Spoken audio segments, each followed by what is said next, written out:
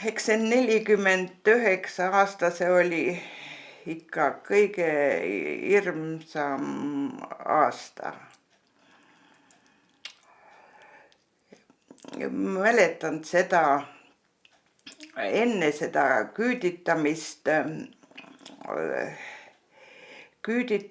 isa oli linnas, isa tehti muidugi kõige enne kulakuks ja siis, et seda kulaku maksu maksta,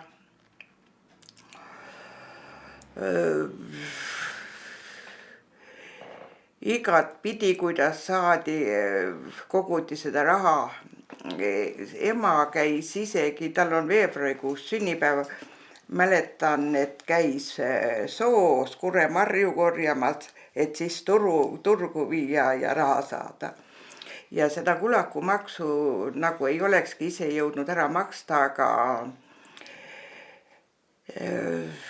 isa onu oli Tartu linnas eksport-tapamajas loomarst ja tema andis sellele minu isale raha ja ütles, et maksa see kulakumaks ära, et ükskõik siis, mis pärast tuleb. Ja isa selle tegigi ja siis ta just oli linnas käinud ja sealt tal oli öeldud, et ära paaril ööl koju mine, et tuleb küüditamine. Nii et ikka see oli täielikult teada. Aga isa mõtles ilmselt seda, et kuhu ta oma lapsed ja vanaema ja loomad, minu loomad ja selle kõiki jätab ja läheb nüüd ära. Ja selle ööl ta ei olnud kodus, aga vahepeal olid need püsimehed juba meile hoovi tulnud. Ma ei tea, kas nad oleks, emad ka ei olnud, et kas nad oleks meid viinud, 4 last ja vanaemad, aga küllap oleks. Aga isa tuli koju ja siis oli pool tundi aega ja pandi hobuse peale ja viidi Kavastu mõisa. Meid oli seal päris palju neid lapsi ja nii me seal naride peal olime, elasime. Muud ei tea, eks me ikka vaguni aknast välja vaatasime, ainult kui Veriojas olime. Siis mäletan, isa vaatas sellest vaguni aknast välja, ma ei tea, kas ta senini siis mõtles, et ta läheb Kohtla-Järvele või kuskile. Oli jutud, et viiaks võib-olla. Ja siis ta ütles, et nüüd meil lapsed lähme Siberisse. Seda ma nii mäletan, see pilk on. Vanemad inimesed läksid kohe tööle, pidid tööle minema, isa pandi karjameheks.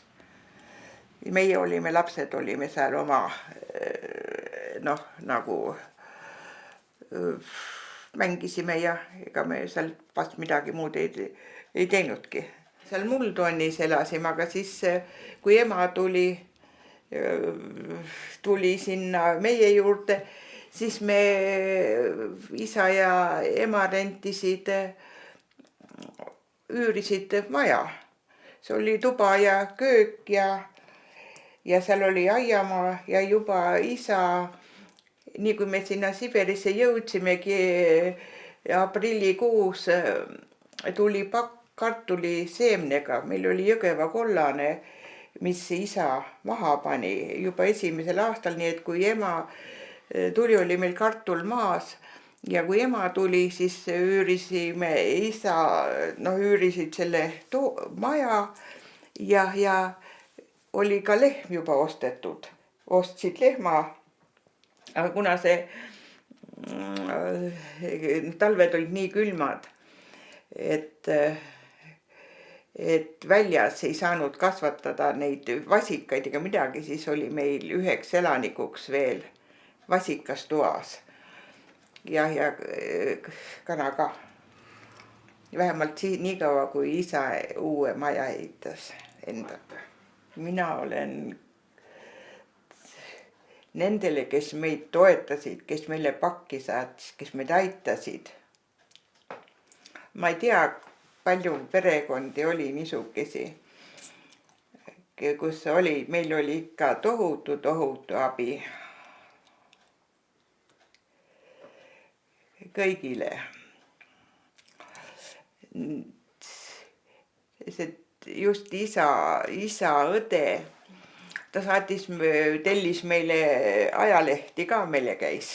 Eesti ajalehed tulid.